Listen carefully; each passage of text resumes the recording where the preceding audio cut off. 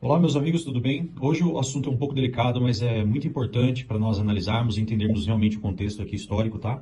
Sobre o que aconteceu na época do nazismo, tá bom? Eu estou aqui com um livro que se chama Holocausto, né? Uma nova história. E neste livro aqui nós vemos claramente, eu vou principalmente marcar as distinções entre grupos religiosos, tá? Por exemplo, tem uma foto aqui do Papa Pio e aqui mostra, né, o Papa Francisco XII, sua recusa de condenar publicamente a deportação e o extermínio de judeus compromete até hoje sua reputação. Se nós formos ler mais aqui à frente, ele não só recusou, mas teve até um certo apoio da igreja para com o nazismo de Hitler, né? Temos fotos dele junto com Hitler e tudo mais. Outro ponto que eu quero mostrar para vocês é sobre a igreja, né? Sobre os ensinamentos de Lutero, principalmente, né? Porque, olha só, na Alemanha, em 1543, Martinho Lutero escreveu sobre os judeus e suas mentiras. Os judeus, dizia Lutero, nada mais são do que ladrões e usurpadores que diariamente não comem bocado e não usam peça de roupa que não tenham furtado e subtraído de nós por meio da sua maldita usura. Ele conclamou o populacho a expulsá-los de vez desse país. Fora com eles. Então Hitler...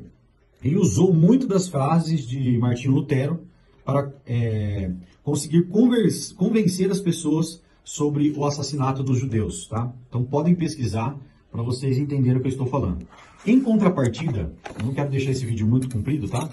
O próprio livro aqui, ele fala sobre outro tipo de cristãos, tá? E eles chamam eles chamam esses cristãos de seita aqui, para você ver que não tem realmente parcialidade no livro. Olha só.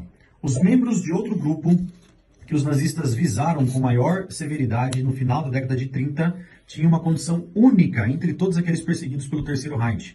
Isso porque sofreram não devido a um acidente de nascimento, como os judeus, ou os Sinti e os Roma, mas por uma escolha espiritual, tá? Então, eles estão falando aqui sobre as testemunhas de Jeová, perseguidos por sua fé religiosa. Por que as testemunhas de Jeová foram perseguidas?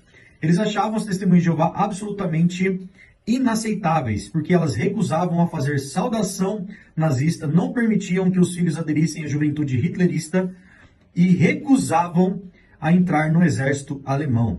Testemunhas de Jeová procuraram esclarecer em que pé estavam em relação a uma série de questões e publicaram uma declaração de fatos. Eu não vou ler tudo, tá? Mas só os pontos principais aqui. Na visão de Hitler, dos nazistas, as testemunhas de Jeová simplesmente recusavam-se a se submeter às normas da nova Alemanha. Que normas são essas, né? De extermínios de judeus e tudo mais. Em particular, seu pacifismo, olha aqui, era visto como incômodo. Olha só, deviam ser presas por isso. E é o que realmente aconteceu, tá? Vamos mudar a página aqui, ó. Assim, que entravam nos campos, as testemunhas de Jeová, com frequência, eram alvo de maus tratos terríveis.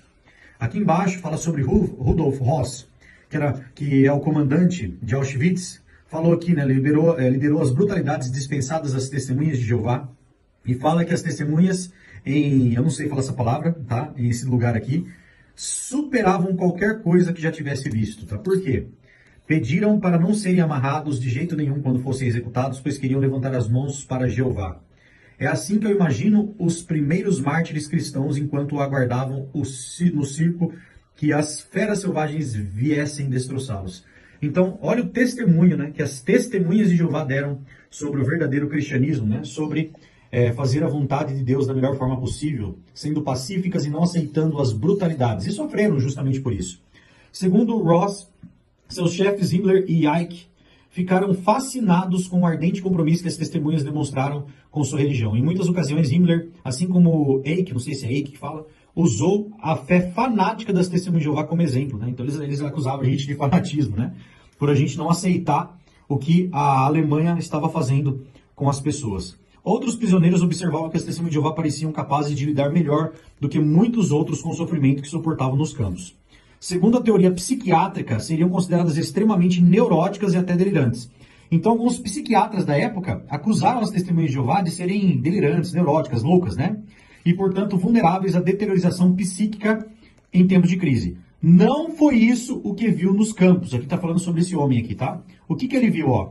Não só exibiu um comportamento moral excepcional, escreveu após a guerra, como pareciam protegidos da influência do ambiente do campo, que rapidamente destruíam aquelas pessoas que nossos amigos psiquiatras e mesmo eu teriam julgado bem integradas. Foi esse certamente o caso de Elsa ABT em Auschwitz. Eu não estava amedrontada, disse ela, porque achava que meu Criador iria me ajudar. Acreditávamos que Deus seria capaz de nos ajudar em qualquer situação difícil, tá?